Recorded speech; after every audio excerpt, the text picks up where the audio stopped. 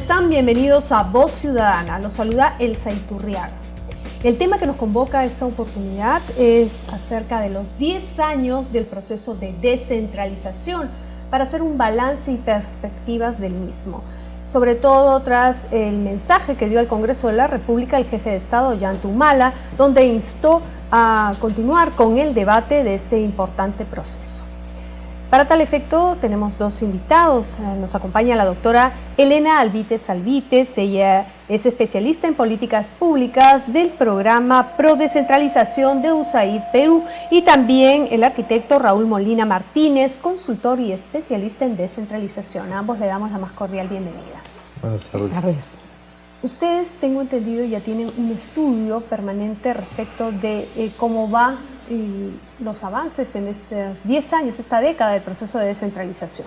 Sí, bueno, el programa ProDesCelsa viene trabajando casi desde el inicio del proceso, desde el año 2003, que coincide casi con el primer año del inicio del proceso de descentralización, y lo que hace en esta tercera etapa el programa ProDescentralización de USAID es seguir contribuyendo con el Estado peruano.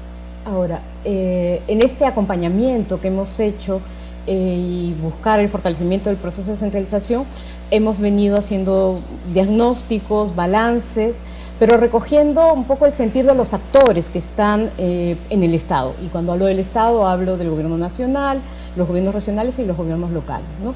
Pero en lo que va, digamos, a la fecha, o por lo menos hasta el año 2012, el último año, ¿cuáles son, digamos, el balance que ustedes tienen? Bueno, el balance que hay es que ha habido un enfoque sobre todo de carácter organizativo, administrativo, del proceso de descentralización, básicamente basado en las transferencias de funciones administrativamente a los gobiernos regionales y locales, sobre todo los locales en los temas de programas sociales, ¿no?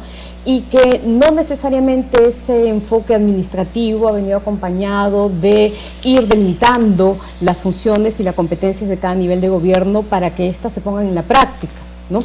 Y además no ha ido acompañado necesariamente de la clarificación del rol rector que le corresponde al gobierno nacional o a los sectores del gobierno nacional, los ministerios, en la rectoría y la asistencia técnica y el fortalecimiento de capacidades que tiene que existir tanto para los gobiernos regionales, pero también hacia el propio gobierno nacional en su rol de rector de un Estado unitario y descentralizado, ¿no?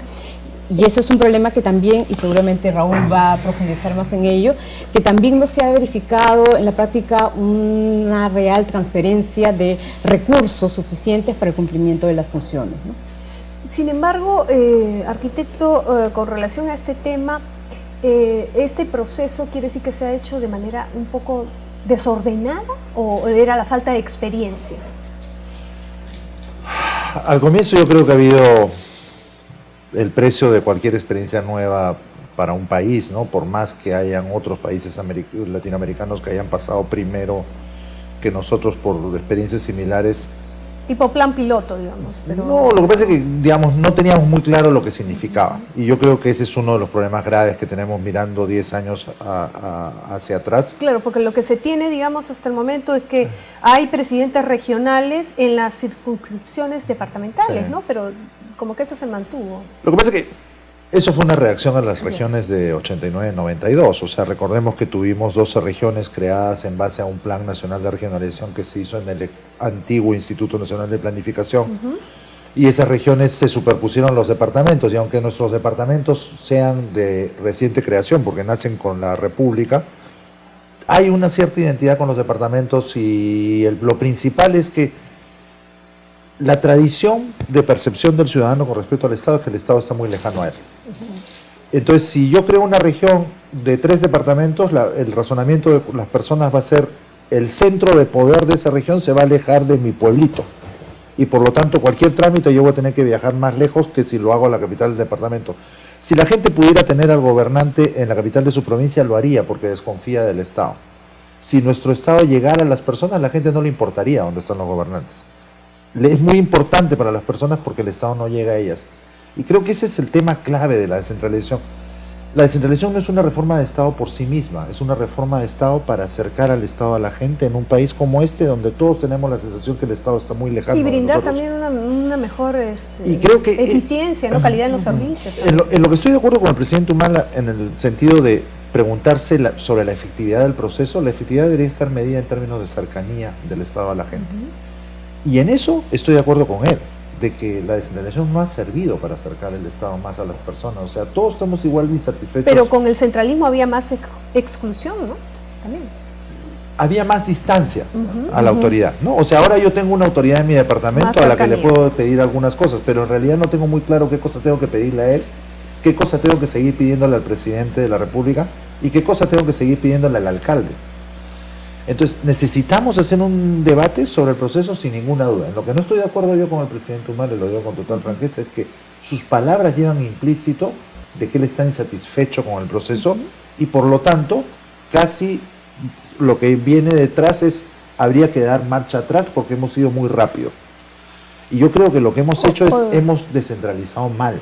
De repente reevaluar, ¿no? El proceso. Exactamente, yo creo que tenemos que repensar la forma como lo hemos hecho, no fijarnos tanto en las cuestiones formales de las cuales se refería Elena, sino efectivamente que la manera como el Estado peruano le presta servicios a la gente cambie.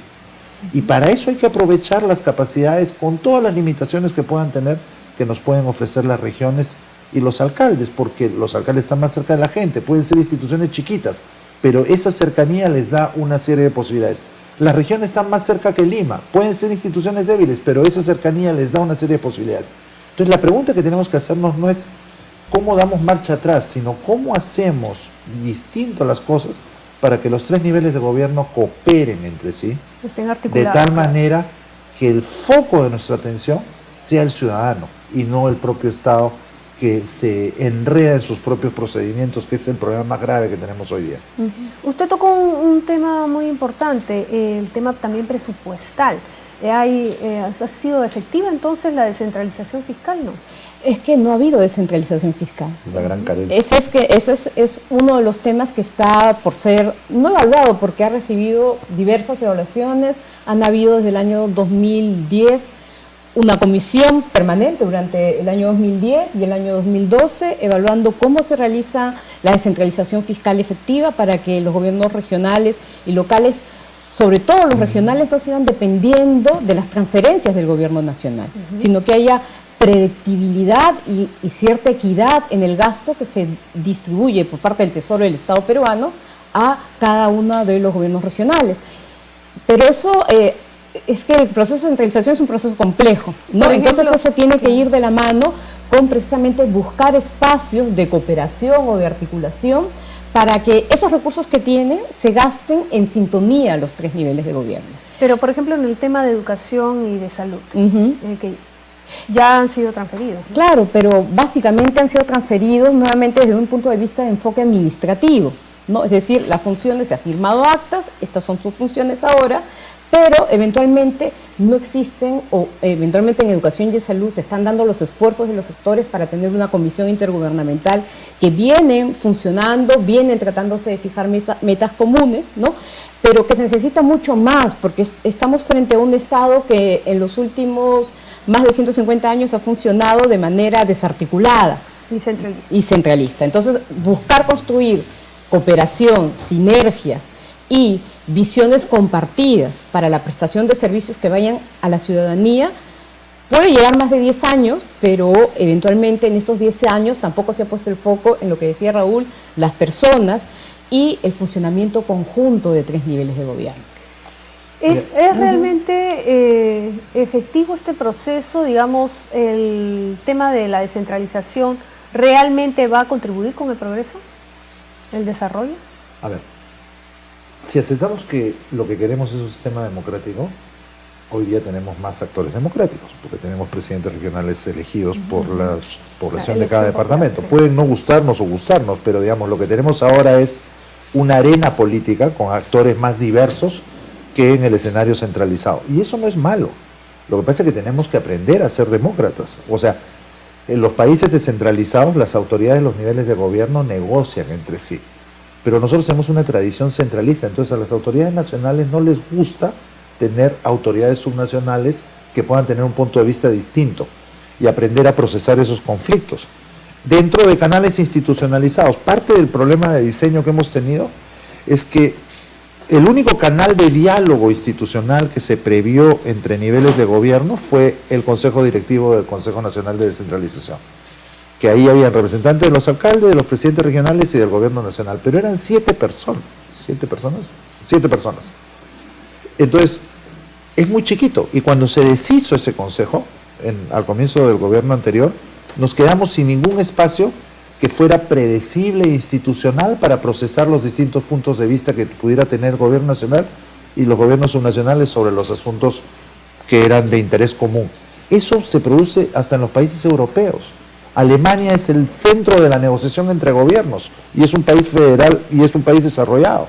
Claro que sí. Entonces, la Ley Orgánica del Poder Ejecutivo en el 2007 propuso un Consejo de Coordinación Intergubernamental. Seguimos discutiendo cuál debe ser el diseño. Es verdad que es una propuesta muy asambleísta porque reúne ministros, presidentes regionales y alcaldes, terminan siendo como 70 personas. ¿Y entonces, se pueden poner de acuerdo mientras más son? Es difícil, pero puede haber un espacio de 70 personas que se reúna una vez al año para determinadas cosas y ese mismo espacio puede crear un espacio más chiquito donde algunos ministros claves, un grupo de presidentes regionales y un grupo de alcaldes se pongan de acuerdo sobre cuestiones fundamentales, pero además puede haber, como en España, una comisión permanente para el tema fiscal. En España cada 4 años las comunidades autónomas se reúnen con el gobierno nacional para decidir cómo va a ser la repartición de recursos y nadie se muere, nadie piensa que se está desestabilizando el país. Pero por ejemplo, para la sensación del ciudadano es que todavía seguimos siendo un gobierno absolutamente centralista, ¿no? Porque el gobierno nacional sigue manteniendo un montón de competencias. ¿Y dónde está la autonomía entonces de los gobiernos regionales? Pues la autonomía está, bueno, ¿cómo decir? La autonomía está reconocida constitucionalmente y de alguna manera en las funciones en las que han tenido algunos presidentes mayor capacidad de negociación directa finalmente con los sectores del gobierno nacional, esa se ve reflejada en proyectos de inversión, en programas en donde se articulan, por ejemplo, con gobiernos locales y con algún sector del gobierno nacional, en iniciativas vinculadas a salud o educación, ¿no? Pero eventualmente todo pasa por una negociación que sigue siendo del departamento con el gobierno nacional. Lo que no hay es, precisamente el mencionado Raúl, ¿no? Espacios donde las tensiones propias de un Estado democrático con diferentes puntos territoriales y con diferentes visiones territoriales negocien y afirmen por lo menos un principio básico común o un programa básico común en educación, en salud, en desarrollo económico del Estado y cómo se aporta desde los territorios, ¿no? Es decir, esa falta de espacios institucionales de articulación política, de gestión o presupuestal como parte de este proceso. No existe, ¿no? Bien, vamos a hacer una breve pausa y vamos a retornar con más aquí en Voz Ciudadana respecto de este importante tema, la descentralización, a 10 años de iniciado este proceso. Ya regresamos.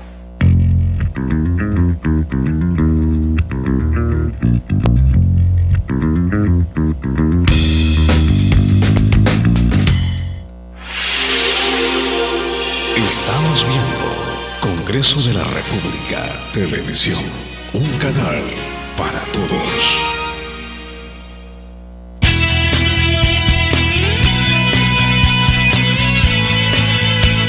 Ley General de las Personas con Discapacidad. La persona con discapacidad tiene derecho a acceder en igualdad de condiciones que las demás al entorno físico, los medios de transporte, los servicios, la información y las comunicaciones. El CONADIS podrá sancionar el incumplimiento de las normas de accesibilidad cuando el infractor sea una entidad pública. Las entidades públicas y privadas que brinden servicios al público deben contar con ambientes y rutas accesibles. Los organizadores de espectáculos públicos habilitarán y acondicionarán ingresos, áreas, ambientes y servicios higiénicos para las personas con discapacidad. Los estacionamientos públicos y privados reservarán espacios para vehículos conducidos por personas con discapacidad o que las transporten. Congreso de la República. Inclusión para todos. 99. 98. 97. 96. 95. 94. La vida sin ejercicios puede ser una cuenta regresiva. 1, 2, 4, 5, 7. Súmale minutos a tu vida. Cuenta hacia adelante. Si haces ejercicios, puedes vivir más y mejor. Un mensaje del IPD para todos los peruanos.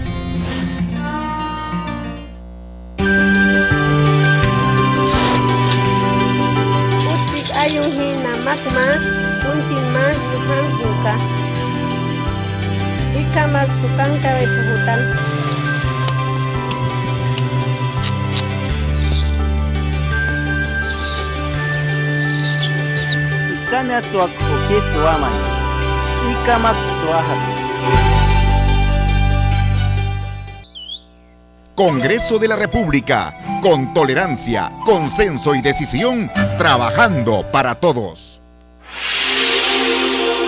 Estamos viendo Congreso de la República, Televisión, un canal para todos.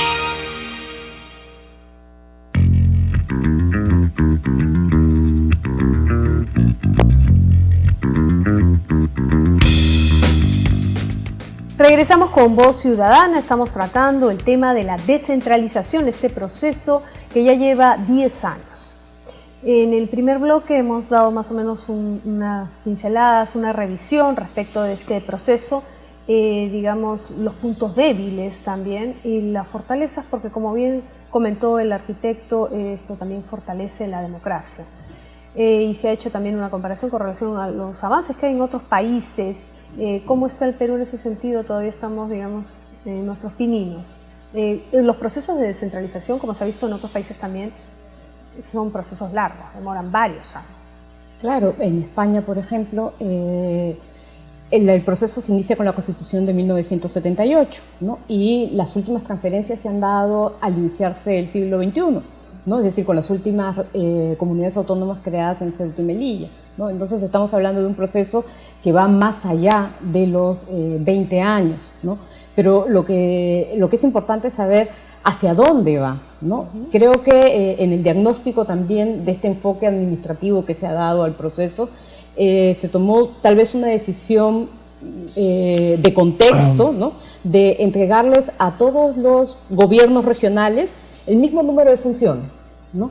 Cuando eventualmente en otras realidades, desde Italia, España, las transferencias de funciones han sido progresivas en función de la negociación que se da y de las capacidades que van desarrollando cada instancia regional. Ese es uno de los problemas, el tema de las capacidades, capacidad de gestión, por ejemplo en el gasto.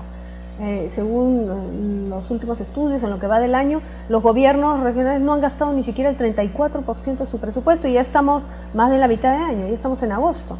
Entonces, quiere decir que a fin de año no van a llegar de repente ni al 70 ni al 60. Mira, algunos ministerios están peor. O sea, yo creo que, sin defenderlos, porque efectivamente hay enormes problemas de capacidades, pero no es cierta la imagen que se ha construido que los gobiernos regionales son particularmente torpes. Todo el Estado peruano más bien tiene problemas de ejecución. Todo el Estado peruano. Ahora, existe algunos casos de gobiernos regionales, pero sobre todo municipios, que con el canon reciben muchos recursos en determinado año, y a veces, como el canon tiene como ciclos, ha habido el ciclo 2006, 2007, 2008, donde recibieron mucho dinero, después ha habido 2010, 2011, este año ha bajado. Entonces lo que sucede cuando una entidad recibe 2, 3 años seguidos mucho dinero, no lo puede procesar en el término de un año. Y además no creo que sea tan malo, o sea, creo que en términos de calidad del gasto no es bueno que lo gasten como sea. Lo que interesa es que lo gasten en beneficio de la gente. En los gobiernos regionales eso no es tan fuerte, pero hay casos como Cusco o Ancash, que son gobiernos regionales que durante años están arrastrando dinero de años anteriores, no porque sean particularmente torpes, sino porque reciben mucho dinero a la vez del canon. Entonces, sí, efectivamente tenemos un problema de capacidades, creo que hasta ahora no lo hemos enfrentado. ¿Faltan técnicos? Faltan técnicos, pero eso no es solo culpa del Estado. Por ejemplo, para la presentación de proyectos, como ellos se quejan que el problema es el SNIP, ¿no? El Sistema Nacional de Inversión Pública. Pero eso ha mejorado mucho en los últimos años. Eso ha mejorado mucho en los últimos años. O sea, parte de la solución es la ley del servicio civil que se acaba de aprobar acá en el Congreso, porque mientras que no tengamos nuevas reglas para el empleo público, va a ser muy difícil renovar al personal del Estado. Lo segundo es que tenemos que poner en juego un sistema que sea eficaz para capacitar a la gente que ya está dentro del Estado, porque como bien se ha dicho, la idea no es votar a todos los que están adentro. Porque parte del problema es que tenemos un sistema educativo público de baja calidad, y eso se nota en baja calificación promedio de los recursos humanos, y eso lo resiente el Estado. Si además paga salarios bajos, no puede tener tampoco personal maravilloso. Entonces hay que trabajar con esa gente, porque esa es la gente que tenemos. Entonces lo que hay que buscar es sistemas administrativos que permitan que el Estado, con ese personal que tiene, sea más eficaz. Me callo la boca. Sí, no, porque ese es un tema importante, ¿no? Lo que mencionaba Raúl, o sea, en el SNID, porque ha sido el sistema administrativo que más ha saltado, que más ha sido reclamado por parte de las autoridades regionales y locales, se han hecho modificaciones y modificaciones que realmente son asequibles, permiten a los gobiernos regionales y locales gastar, pero es que el SNIP, el Sistema de Inversión Pública, no es el único sistema administrativo del Estado, es decir, no es el único que le fija pautas, reglas, y esas reglas tienen restricciones. No se puede calificar como una traba, entonces. No, pero lo que pasa es que, por ejemplo, sistemas administrativos como el Sistema Nacional de Presupuesto Público, como el Sistema de Contaduría Pública, como el Sistema de Recursos Humanos del Estado, o el Sistema de Contrataciones y Adquisiciones, son sistemas administrativos que han sufrido o eventualmente no han tenido la misma vocación de ser descentralizados, es decir, de funcionar en función a la lógica de territorios o administraciones más pequeñas, ¿no? Entonces, siguen siendo sistemas administrativos que conservan la lógica del Estado centralizado. Y del control muy fuerte de los recursos, ¿no? Exactamente. Como cuando no teníamos plata. O sea, la administración del Estado sigue concebida como si no tuviéramos plata. ¿El MEF? En general, los sistemas administrativos del Estado, ¿no? De los 11 sistemas oficiales, 7 dependen del MEF. Entonces ya sabemos un poco dónde está la visión, ¿no? Exactamente. Y eso ha hecho que eventualmente, si el SNIP se facilitó al momento de abastecerse o hacer las compras, están las trabas, ¿no? Sí. Entonces, no es solamente un problema de capacidades, sino un problema también de pautas que obedezcan o normas que obedezcan a la realidad que se quiere construir. Con relación a las reglas, ¿qué se puede hacer desde el Congreso? ¿Qué tipo de reformas serían necesarias a esta ley de descentralización para mejorar precisamente el proceso? Es que yo creo que, si bien es cierto, también coincido en que es necesario sentarse nuevamente a tratar de tener un nuevo pacto político como el que dio origen a la reforma del año 2002, ¿no? Y ese pacto político ya no vea simplemente normas de organización, sino un Estado funcionando, un Estado dinámico, ¿no? Que ese sea la meta, ¿no? El debate político no solo debe recaer en el Congreso, ¿no? Sino que debe recaer también en los actores técnicos, ¿no? Del Gobierno Nacional, porque finalmente lo que acerca al Estado a la población es la gestión, los servicios, ¿no? Entonces pasa por tener la vocación de dialogar en el Congreso para fijar reglas más claras en la definición de competencias, en modernizar o adecuar al esquema descentralizado los sistemas administrativos que son creados por ley, pero pasa también por las autoridades políticas representativas, que son desde el presidente de la República hasta los alcaldes, el tener vocación de sentarse a dialogar y compartir una visión de lo que se quiere por país, como un país que quiere llegar a las personas y a satisfacer los derechos de las personas, ¿no? Sí. A ver, una cosa es que el presidente lance una iniciativa en su discurso y otra cosa es que esa iniciativa se implemente, ¿no? O sea, con que él la haya lanzado no va a ser suficiente y no creo que tampoco el Congreso está esperando ahí como un jugador de básquetbol y la va a tomar y la va a armar. O sea, yo creo que desde la iniciativa del presidente que la planteó, debería darse algún paso para plantear cómo va a ser ese diálogo, cómo se va a organizar ese diálogo. Desde la PCM. Desde la PCM, de la propia Presidencia de la República, proponerle, no tiene que ser público inicialmente, pero proponerle al Congreso, a los gobiernos regionales y a los municipios, cómo van a organizar ese diálogo, porque todos esos actores deberían participar. Si el líder va a ser el Congreso, puede ser, depende del que el Congreso esté dispuesto a tomar la iniciativa, pero creo que el Congreso es una arena insuficiente para que el diálogo se quede solo dentro del Congreso. Yo creo que debe participar los gobiernos subnacionales, integral, ¿no?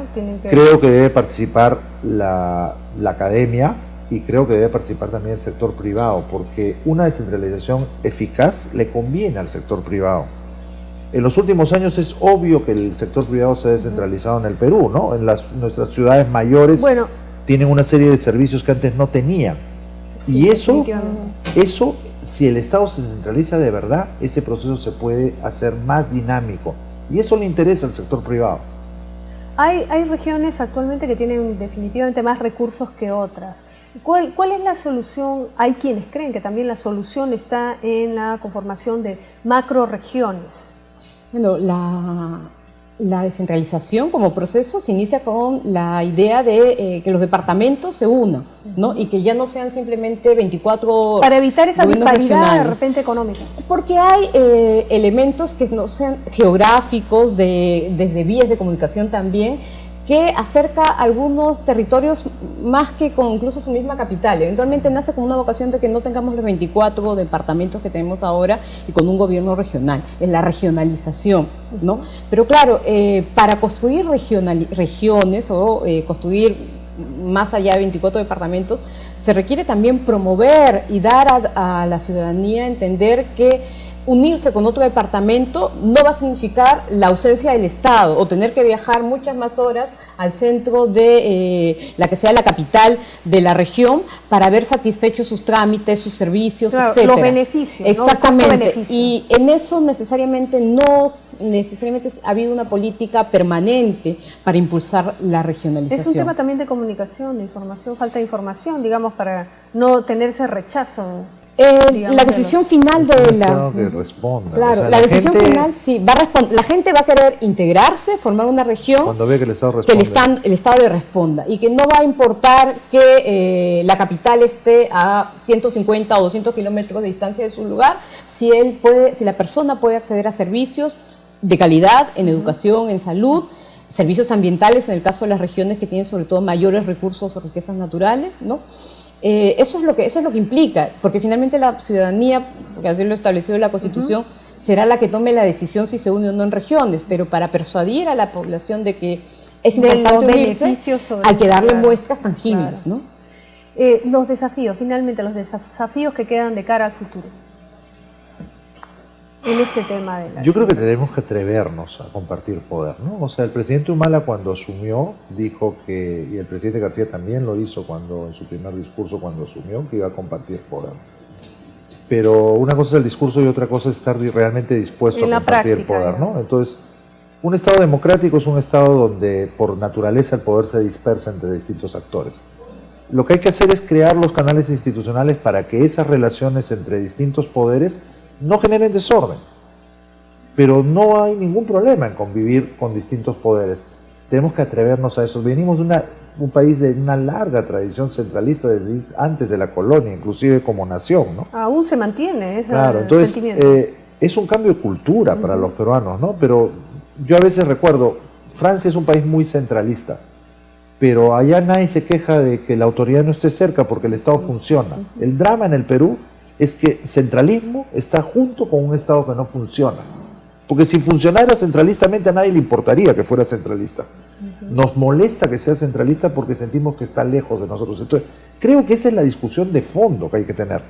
¿Cómo nos organizamos de una manera distinta para que el Estado le llegue a la gente? Si eso significa hacer regiones, enhorabuena. Los colombianos están con sus departamentos y tienen una descentralización mucho más efectiva que la nuestra y sus alcaldes están a cargo de muchos servicios de salud y educación, tienen el agua potable y no tienen los problemas que tenemos nosotros y son departamentos y muchos de ellos más chiquitos que los nuestros, ellos tienen 31, nosotros tenemos 24. Entonces, el tema no es si son departamentos, regiones o lo que sea, el asunto es, ¿estamos dispuestos a llevar una discusión seria entre los actores políticos con capacidad de decisión en este país, sean nacionales o subnacionales, para discutir cuál es el modelo del Estado que necesitamos para que una vez comience a servirle a la gente, que no nos pasemos meses quejándonos de la seguridad ciudadana y el Estado no tiene ninguna capacidad de resolverlo? Estamos dispuestos a discutir cómo tenemos que reorganizar los servicios de seguridad ciudadana para que la gente la dejen de matar en la calle. Si estamos dispuestos a esa discusión, la descentralización es un medio, no es un fin. Funciona, entonces sería completamente... Sí, yo estoy de acuerdo. efectiva. O sea, la descentralización no es un fin en sí mismo, ¿no? Si nos va a llevar a finalmente responder a la población, ¿no? Y para responder a la población, primero hay que vencer las desconfianzas o lo que Raúl señala de estar dispuestos a compartir poder y a negociar poder, ¿no? para poder, no porque sea el poder en sí mismo, sino porque eso va a permitir asumir responsabilidades. Y porque es una democracia al final, ¿no? Y finalmente las responsabilidades no son más que funciones que van a tener incidencia en la vida de cada una de las personas. Incidencia en los niños, en la alimentación, en superación de metas como desnutrición crónica, finalmente, en educación de progreso, calidad. en desarrollo. Exactamente, en desarrollo desde el punto de vista no económico, sino de las personas, ¿no? Entonces, ¿cuál es el reto? Vencer la desconfianza, sentarse a dialogar y tomárselo en serio para crear verdaderos canales institucionales al interior del Estado para tomar decisiones y en atreverse conjunto. a compartir la mesa, ¿no? Bien, yo les agradezco a ambos su participación en este programa. Ya se nos acabó el tiempo, pero al menos ha sido bastante instructivo su participación y por supuesto estaremos atentos para ver cómo continúa este proceso de descentralización aquí en nuestro país. Llegamos al final de esta edición, nos esperamos en nuestro siguiente programa. Hasta entonces.